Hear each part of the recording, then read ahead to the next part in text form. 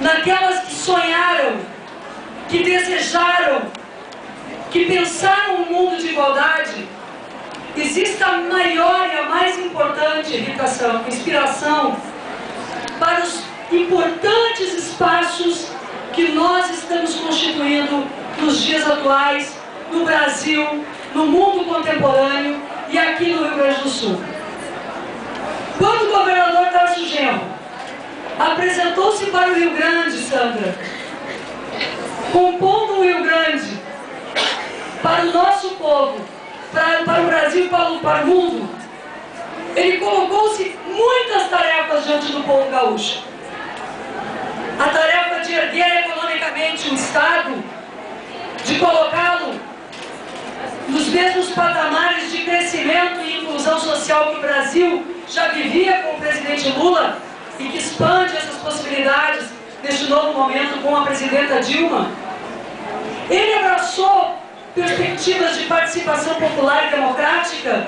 unindo o Rio Grande, tem um projeto para todas as regiões do nosso Estado.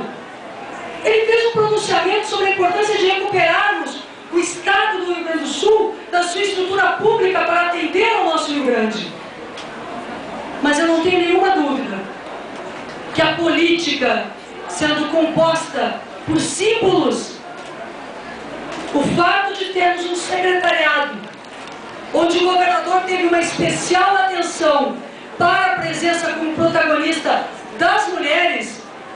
e o fato de compor a Secretaria de Mulheres com a representação das mulheres e das mulheres negras faz uma total diferença para o Rio Grande, para o Brasil, e também recoloca o Rio Grande em uma condição protagonista no cenário internacional. Os nossos desafios são grandes, Fabiano, quando atuamos com o tema dos direitos humanos. Mas não há direitos humanos sem que tenhamos condições, e não haverá paz ou justiça sem trabalharmos a construção da inclusão, do respeito,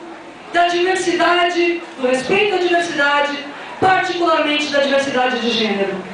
A Márcia citou aqui no seu pronunciamento, a nossa secretária, o posicionamento de Eleiete Sapiotti,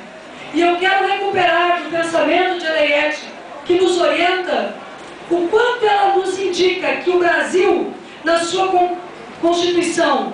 econômica, social e política, baseou a sua estrutura nacional em desigualdades profundas que continuam ecoando nos dias atuais. Desigualdades e exclusões de classe, porque foi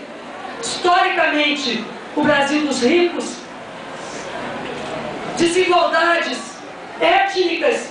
porque é o nosso país marcado pela violência